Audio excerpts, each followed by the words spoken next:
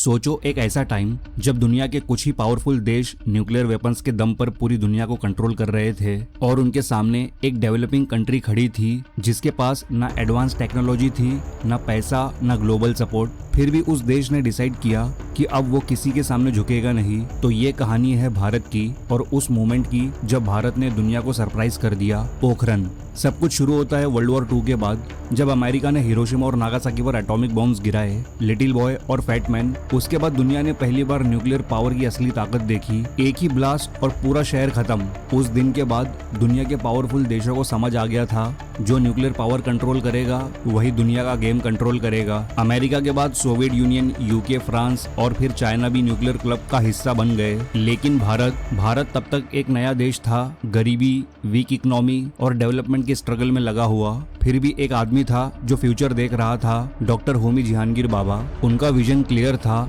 India को nuclear science में strong बनना ही होगा। उन्होंने प्राइम मिनिस्टर जवाहरलाल नेहरू को कन्विंस किया कि न्यूक्लियर रिसर्च स्टार्ट की जाए, लेकिन एक कंडीशन के साथ। ये सिर्फ पीसफुल पर्पस के लिए होगा, मतलब electricity generation, science development, bomb बनाना नहीं। इस विजन के साथ 1954 में ट्रॉम्बे में एटॉमिक एनर्जी एस्टेब्लिशमेंट बनाया गया, जो बाद में BARC बना, भाभा एटॉमिक रिसर्च सेंटर। सब कुछ ठीक चल रहा था, लेकिन फिर 1962 आया। चाइना ने इंडिया पर अटैक कर दिया और इस वॉर ने इंडिया को एक कड़वी रियलिटी दिखा दी कि दुनिया सिर्फ शांति से नहीं चलती, पावर से चलती है। इस वॉर में इंडिया को हार मिली और सबसे बड़ा शॉक तब लगा जब 1964 में चाइना ने अपना न्यूक्लियर टेस्ट कर लिया। अब इंडिया के पास एक न्यूक्लियर पावर्ड एनिमी था। सिचुएशन और भी खराब हो गई जब 1965 और 1971 में पाकिस्तान के साथ वॉर्स हुए। 1971 का वॉर तो और भी इंटेंस था। एक तरफ पाकिस्तान, दूसरी तरफ US और UK के नेवल फोर्सेस, और इंडिया ऑलमोस्ट 3 तरफ से प्रेशर में आ गया था। इस वक्त इंडिया को USSR का सपोर्ट मिला। USSR के नेवल शिप्स इंडिया के सपोर्ट में खड़े हो गए और इसी वजह से US और UK पीछे हट गए। इस मूवमेंट ने इंडियन लीडरशिप को एक क्लियर मैसेज दिया, हर बार कोई दूसरा देश हेल्प करने नहीं आएगा। अगर सर्वाइव करना है तो खुद स्ट्रांग बनना पड़ेगा। और यहीं से न्यूक्लियर वेपन्स का थॉट सीरियस हो गया। 1966 में डॉक्टर बाबा की डेथ हो गई प्लेन क्रैश में, लेकिन उनका विजन जिंदा था। साइंटिस्ट ने काम कंटिन्यू रखा और धीरे धीरे इंडिया का न्यूक्लियर प्रोग्राम स्ट्रांग होता गया। फिर आई 1968 की NPT, nuclear non proliferation treaty. इस ट्रीटी का मतलब सिंपल था, जो देश ऑलरेडी न्यूक्लियर पावर है वो रह सकते हैं, लेकिन नए देश न्यूक्लियर वेपन्स नहीं बना सकते। इंडिया ने इस ट्रीटी को रिजेक्ट कर दिया। क्यों? क्योंकि ये अनफेयर था। जो ऑलरेडी पावर है उन्हें अलाउ है, लेकिन बाकी देशों को रोक दिया गया। इंडिया ने डिसाइड किया हम किसी के रूल्स फॉलो नहीं करेंगे, जबकि वो रूल्स ही अनफेयर है। 1972 में इंदिरा गांधी ने न्यूक्लियर प्रोग्राम को ग्रीन सिग्नल दे दिया और फिर स्टार्ट हुआ भारत का पहला न्यूक्लियर टेस्ट मिशन। इस प्रोजेक्ट पर काम करने के लिए टॉप साइंटिस्ट को सिलेक्ट किया गया, टोटल 75 साइंटिस्ट्स और इंजीनियर्स की टीम। लेकिन सीक्रेसी इतनी टाइट थी कि सिर्फ 3 लोगों को फुल इन्फॉर्मेशन थी, इंदिरा गांधी और 2 टॉप साइंटिस्ट। बाकी लोगों को भी पार्शियल इन्फॉर्मेशन दी जाती थी। प्रोजेक्ट का मेन चैलेंज था रिसोर्सेस। इंडिया के पास एडवांस टेक्नोलॉजी नहीं थी, प्लूटोनियम लिमिटेड था और इंटरनेशनल सपोर्ट 0। लेकिन फिर भी साइंटिस्ट ने जुगाड़ और इनोवेशन से काम कंप्लीट किया। टेस्ट लोकेशन चूज की गई पोखरन, राजस्थान, एक आइसोलेटेड डेजर्ट जहां पॉपुलेशन कम थी और टेस्टिंग सेफली हो सकती थी।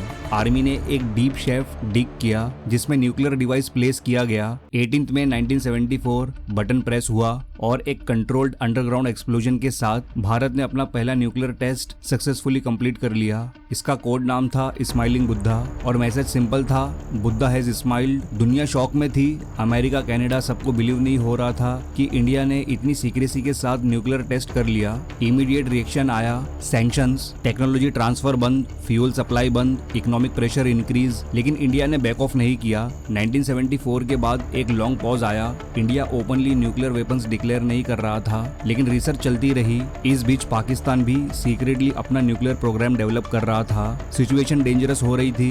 फिर 1995 में इंडिया ने दोबारा टेस्ट की प्लानिंग की, लेकिन इस बार मिस्टेक हो गई। US स्पाई सैटेलाइट्स ने प्रिपरेशन डिटेक्ट कर ली और अमेरिका ने प्रेशर डालकर टेस्ट रोक दिया। 2 बार ये हुआ, लेकिन इंडिया ने गिव अप नहीं किया। फिर आया 1998। Prime minister Atal Bihari Vajpayee power में आए और उन्होंने एक बोल्ड डिसीजन लिया, न्यूक्लियर टेस्ट होगा। इस बार मिशन का नाम था ऑपरेशन शक्ति और सबसे बड़ा चैलेंज था सीक्रेसी। अमेरिका के सैटेलाइट्स हर मूवमेंट मॉनिटर कर रहे थे, लेकिन इंडिया ने एक मास्टर प्लान बनाया। साइंटिस्ट को आर्मी यूनिफॉर्म पहना दिया गया, फेक नेम्स दिए गए। APJ अब्दुल कलाम का कोड नेम था मेजर जनरल पृथ्वीराज। काम मोस्टली रात में होता था, दिन में नॉर्मल एक्टिविटी दिखाई जाती थी। इवन एक फेक क्रिकेट मैच ऑर्गेनाइज किया गया ताकि सैटेलाइट को लगे कि सब कुछ नॉर्मल है। इक्विपमेंट्स को सैंड के नीचे हाइड किया गया और आर्टिफिशियल वेजिटेशन यूज की गई कैमोफ्लेज के लिए। एक एक स्टेप इतने प्रिसिशन से प्लान हुआ कि दुनिया को कुछ पता ही नहीं चला। 11 मई 1998 सब रेडी था।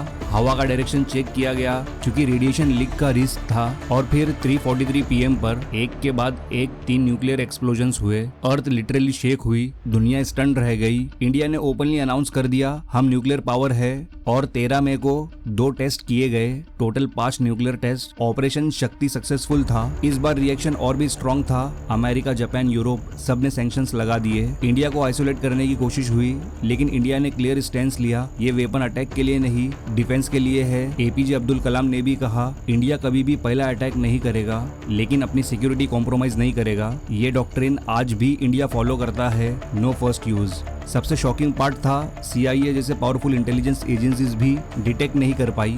ये उनके लिए बिगेस्ट इंटेलिजेंस फेलियर था।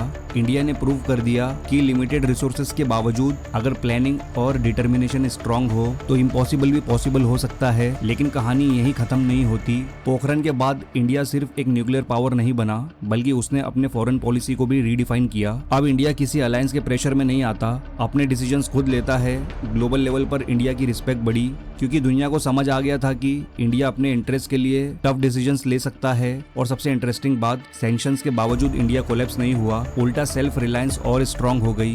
टेक्नोलॉजी डेवलपमेंट इंडिया ने खुद एक्सेलरेट की, डिफेंस सेक्टर में इनोवेशन बढ़ा और लॉन्ग टर्म में इंडिया और पावरफुल बन गया। लेकिन एक और चीज समझना जो यूजुअली मिस कर देते हैं, पोखरण के बाद इंडिया ने सिर्फ अपनी मिलिट्री स्ट्रेंथ नहीं बढ़ाई, बल्कि अपने स्ट्रेटेजिक थिंकिंग को भी कम्प्लीटली चेंज कर दिया। अब इंडिया रिएक्टिव कंट्री नहीं रहा जो सिर्फ अटैक होने के बाद रिस्पॉन्ड करे। इंडिया एक कैलकुलेटेड पावर बन गया जो फ्यूचर थ्रेट्स को पहले से प्रेडिक्ट करता है और उनके अगेंस्ट प्रिपरेशन रखता है। लेकिन एक और चीज समझना जरूरी है जो लोग यूजुअली मिस कर देते हैं, पोखरण के बाद इंडिया ने सिर्फ अपनी मिलिट्री स्ट्रेंथ नहीं बढ़ाई, बल्कि अपनी स्ट्रेटेजिक थिंकिंग को भी कम्प्लीटली चेंज कर दिया। अब इंडिया रिएक्टिव कंट्री नहीं रहा जो सिर्फ अटैक होने के बाद रिस्पॉन्ड करे। इंडिया एक कैलकुलेटेड पावर बन गया जो फ्यूचर थ्रेट्स को पहले से प्रेडिक्ट करता है और उनके अगेंस्ट प्रिपरेशन रखता है। न्यूक्लियर वेपन्स का रियल मतलब सिर्फ ब्लास्ट नहीं होता, इसका मतलब होता है डेटरेंस। मतलब आप अपनी स्ट्रेंथ इतनी स्ट्रॉन्ग दिखा दो कि सामने वाला अटैक करने से पहले 100 बार सोचे। और इंडिया ने एग्जैक्टली यही अचीव किया। आज कोई भी कंट्री इंडिया के अगेंस्ट डायरेक्ट वॉर प्लान करने से पहले न्यूक्लियर फैक्टर को जरूर कंसिडर करती है। इसका इम्पैक्ट सिर्फ मिलिट्री तक लिमिटेड नहीं है, इसने डिप्लोमेसी में भी इंडिया को पावरफुल बना दिया। नेगोशिएशन टेबल पर इंडिया की वैल्यू बढ़ गई क्योंकि अब इंडिया सिर्फ एक डेवलपिंग कंट्री नहीं, एक न्यूक्लियर केपेबल पावर है। और सबसे बड़ी बात, इंडिया ने अपनी न्यूक्लियर पॉलिसी को रिस्पॉन्सिबली हैंडल किया। ना एग्रेसिव स्टैंड, ना अननेसेसरी थ्रेट्स, सिर्फ एक क्लियर मैसेज, हम शांति चाहते हैं लेकिन कमजोर नहीं है। आज जब हम पीछे मुड़कर देखते हैं तो समझ आता है कि पोखरण सिर्फ एक साइंटिफिक अचीवमेंट नहीं था, ये एक साइकोलॉजिकल टर्निंग पॉइंट था। इसने इंडियन माइंडसेट चेंज कर दिए। पहले हम सोचते थे दुनिया क्या कहेगी, अब हम सोचते हैं हमारे लिए क्या सही है। और ये चेंज ही किसी भी कंट्री को पावरफुल बनाता है। तो जब भी आप पोखरण के बारे में सुनो तो सिर्फ एक एक्सप्लोजन मत सोचना एक ऐसे देश के बारे में जो स्ट्रगल से उठा, प्रेशर फेस किया और फिर भी अपना डिसीजन खुद लिया। क्योंकि असली पावर वही होती है जब आप दुनिया के रूल्स फॉलो नहीं करते, बल्कि अपना रूल खुद बनाते हो। और शायद इसीलिए पोखरण की कहानी सिर्फ पास्ट का चैप्टर नहीं है, ये फ्यूचर का सिग्नल भी है। क्योंकि आज भी दुनिया पावर पॉलिटिक्स पर चल रही है और कल भी चलेगी। फर्क बस इतना है, अब इंडिया उस गेम का स्पेक्टेटर नहीं, प्लेयर है। और जब एक देश अपनी जगह खुद बनाता है तो उसे कोई इग्नोर नहीं कर सकता। तो दोस्तों, इस बारे में आपकी क्या राय है नीचे कमेंट सेक्शन में जरूर बताएं। और ये वीडियो अच्छा लगा हो तो लाइक और शेयर जरूर करना। और अगर इस चैनल पर पहली बार आए हो तो वर्ल्ड डायनेमिक्स को सब्सक्राइब जरूर करें ऐसे ही जियोपॉलिटिकल वीडियोस की नोटिफिकेशंस पहले पाने के लिए। तो मिलते हैं नेक्स्ट वीडियो में एक नए टॉपिक के साथ। Good bye.